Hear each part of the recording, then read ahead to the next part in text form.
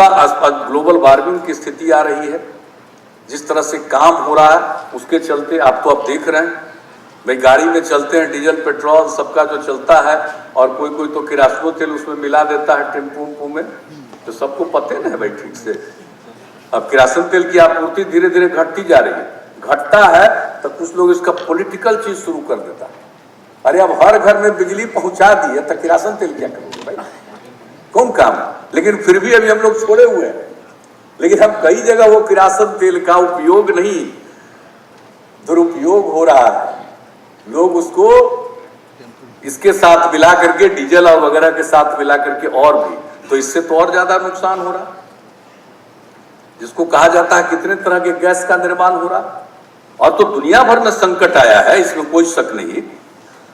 Glacier सिकुड़ते चले जा रहे हैं और रेगिस्तान फैलते चले जा रहे हैं, यह स्थिति दुनिया भर का दृश्य हो रहा है। तो हम लोगों को तो देखना है इन सब चीजों को, और हम लोगों को यही काम करना है कि साहब सब तरह से, आप जानते ही हैं हम लोग तो कितना दिन से, हम तो 2-3 महीना से, जब हाउस था चल रहा था, उसी बीच में हमको परिवहन विभाग ने कहा कि इलेक्ट्रिक व्हीकल है, आप अगर चलते तो अच्छा रहता। हम कह रहे इससे अच्छी बात क्या है, हम चलो, तो हम उसी पर चल रहे हैं पटना शहर में।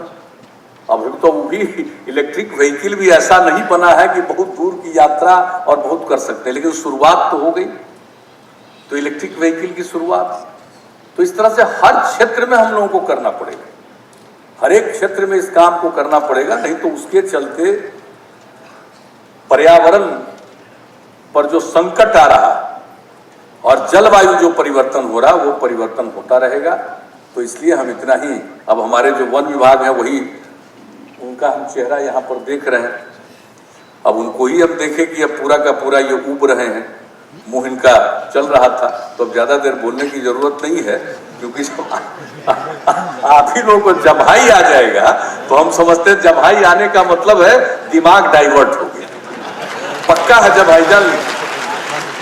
जब बात आपको नहीं अनुरूप हुआ तो जम्हाई आएगा, लगेगा कि जम्हाई इसलिए आएगा कि भाई बेकार बैठे हुए।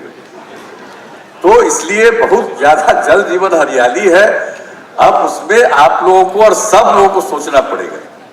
और जम्हाई तभी नहीं आएगी जब मन आपका रहेगा कि ये बहुत जरूरी है और इसके लिए हम लोगों को काम करना पड़ेगा और लोगों को प्रेरित करना पड़ेगा। तो हम तो इसी चीज में विश्वास करते हैं और ये काम कर रहे हैं। और आज तो इतनी योजनाओं का काम प्रारंभ कर दिया गया, और कुछ योजनाओं का बीच में तो आप जानते ही हैं बिहार की जो स्थिति आई, शुरू में तो आ गया फ्लैश फ्लड कुछ जिले में, उसके बाद सूखा की स्थिति, और तब फिर गंगा नदी का जल स्तर ऊंचा हो गया, और फिर कई जिलों में फिर से इतना वर्षापात हुआ, अति वर्षापात के चलते पानी बढ़ गया, बाढ़ की स्थिति आ गई, पटना शहर के कई इलाके प्रभावित रहे।